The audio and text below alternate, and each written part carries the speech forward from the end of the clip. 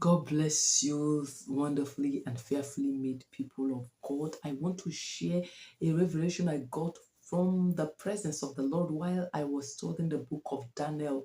And I know that God wants to speak to you. God opened my eyes to understand that the gift that He has given to you, there is somebody somewhere that needs it. You may look at the gift and you feel that this gift is not needed, but somebody needs it somewhere that you don't even know. See, Daniel had a gift, but before Daniel started using the gift that God gave to him, King Nebuchadnezzar had to have a dream. In the book of Daniel, chapter 1, that I began to read, when Daniel proposed in his heart that he was not going to eat anything that was from the king's table, and God gave him and his friends a kind of wisdom and understanding that nobody had. But the Lord empowered Daniel more by giving him the one that could interpret all kinds of dreams and visions of people. Now, when God gave him that gift, Nebuchadnezzar did not have a dream. Nebuchadnezzar had not had a dream. It was after God gave Daniel the gift that could interpret all kinds of visions and dreams that King Nebuchadnezzar had a dream. Because someone that was going to solve that problem has already been provided. And then the problem was created after. So problems are always there because there is a solution. Whatever problem that you are into, whatever situation that you are into right now, I want to tell you by the Spirit of the Lord that the grace for you to come out of that problem has already been given. That is on one dimension. And another dimension is that there is somebody somewhere that has the solution. If the solution is not given to you, there is someone somewhere that God has prepared that has a solution for you for that problem that you have. And then in another dimension also, the third dimension is that the problem that somebody has somewhere, the gift that you look at that you despise right now, that God has given to you, is the solution of that person's problem. So I want you to understand that right now where you are, God has given you the solution to someone's problem. There is a space for you somewhere.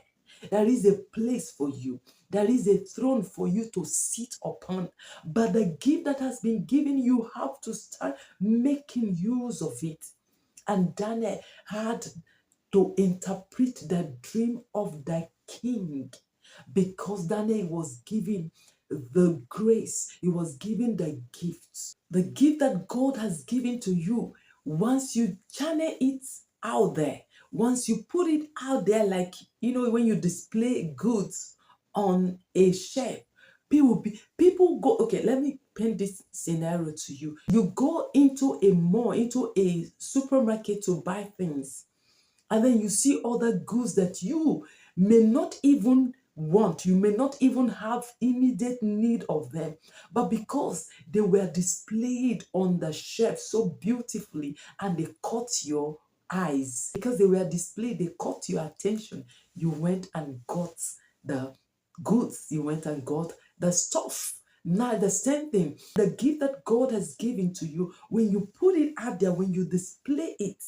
someone that does not even need it may want to have a taste. And from there, my dear brothers, from there, my dear sisters, you begin to excel. You begin to move, you begin to expand, you begin to be noticed, you begin to solve problems. This is a way that you can solve problems with the gift that you have been given. Don't sleep on your gift. Don't suppress the gift that God has given to you. And do not think that nobody needs it. Once you put it out there, it will catch the attention of somebody that will actually need a gift. Lord, I come to encourage you wherever you are this day, that you should put your gift out there. There is somebody somewhere. God has given you that gift because you are the solution to that person's problem that is somewhere. So he just wants to see you display it. Nebuchadnezzar was called the King of Kings because he had conquered a lot of nations and kings were under him. He never had a dream. He never had any cause to have any dream. But as soon as the gift was given to Daniel, so that Daniel can be promoted, the Lord made Nebuchadnezzar to have a dream that even the people he had around him could not interpret that dream because it was meant for somebody else to interpret. Your gift is meant to establish you. Your gift is meant to elevate you. Your gift is meant to announce you. Your gift is meant to promote you.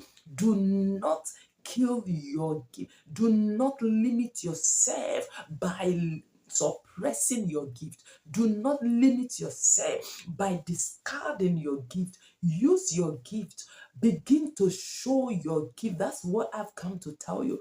Begin to display the gift that God has given to you because it's meant for somewhere, it's meant for somebody.